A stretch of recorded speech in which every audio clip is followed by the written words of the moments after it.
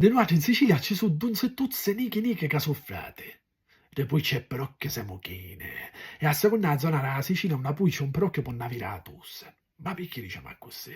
Perché quando parlano che stanno con una vissera a parlare, ma che all'improvviso trovano la voce, e da che ne giriamo in italiano ci diciamo tale, o però che va tus, come a dire, se pagno a ricche. E poi ci sono i poi ci quasettone, che sono dei cristiani che ti si attaccano un quadro e non si staccano più. E se c'è così perché una voce necanica si attacca nei pantaloni e te poi insieme dentro a casa senza che manco te ne aduni. E poi, infine, ci sono i più grossi di tutti.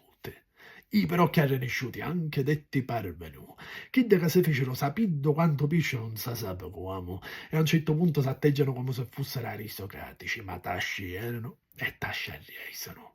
E i piccoli che si fecero non ci abbaissano manco per dire si accattare un pezzo di e dignità che si impegnarono nazi anni prima.